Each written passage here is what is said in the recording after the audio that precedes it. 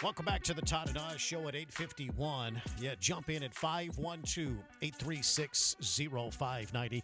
Listen, the cost of owning a vehicle in the United States has soared over the past few years, and this is according to data. It indicates Americans are likely to be hit with even more sticker shock. Yeah, a recent report from the auto shopping guide Edmunds, it points to a notable disconnect between what car buyers plan to spend on their next vehicle versus the average price for a new vehicle, even a used vehicle at a dealership. Yeah, Edmunds found that 73% of the consumers report that they had held off on making a big purchase for that next vehicle because of elevated prices, which have surged since the pandemic due to supply chain issues, low inventory, things like that. And nearly half of the car shoppers, 48% surveyed in this study, say that they would like to spend about $35,000 or less on their next vehicle. And 14% say they like to spend $20,000 or less. But there's a big problem. Cars cost so much more today. Newsman Jeff Flock explains. The average sale price for a new car these days, about $48,000. Now, that's been somewhat stable, but it's about $10,000 more than it was pre-pandemic, and that's not the half of it.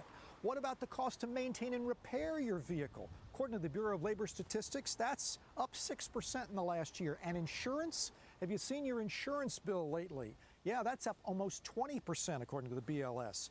And Alan Sidler, the guy who owns this dealership, says people these days just cannot afford more expensive vehicles, new or used. Previously, we were able to sell a lot more vehicles that were higher priced, maybe around 20, 30, 40 grand. People were coming in buying, Escalades, Chevy Tahoes, Maseratis, all kinds of vehicles. Now, most of my customer base is any vehicle from $5,000 to $15,000. Anything that's above $15,000 really just sits on a lot. Cost of, I leave you with these numbers, Maria. The cost of operating a vehicle these days about $1,000 a month. Pre-pandemic, it was $750 a month. Yeah. Now, according to this study by Cox Automotive, they also found that the volume of repossessed vehicles has increased big time this year.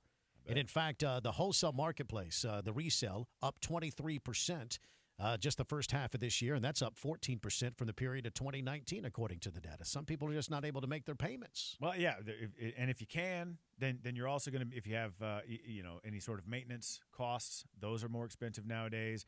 Insurance, right? That's going to go up. I mean, there was a report out that I saw earlier this year. Insurance premiums rose about 15% the first half of the year, and fully expects. The projections are that they're going to go up even more. And the study here also shows, people telling Edmunds that they're planning to work more hours and things like that, just in anticipation of having to afford their car. And maybe that's all part of the plan to get people out of it onto ridiculous, mass transit or something. Yeah, it costs a lot to fix cars too. I mean, you get a little fender bender, and there's all kinds of sensors in the bumpers and the lights and everything. It just costs more to even repair the vehicles. Yeah. I mean, definitely.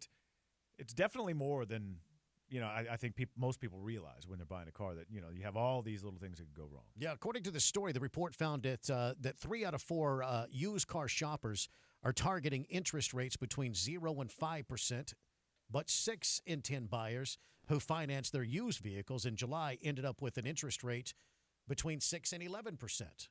It appears that most consumers know that they'll have to prepare to pay more for a vehicle, with 54% of the car shoppers telling Edmunds they plan on working additional hours or picking up a side gig. Yeah. I saw that part of it as well.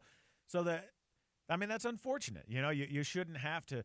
We're already, overly burdened with taxes, property taxes, and high cost of living and rent and things like that. And then here comes the car, and now all that's expensive. And consequently, people are going and working more hours. Life is short enough as it is. You shouldn't have to be working more just so you can afford to live and drive to work.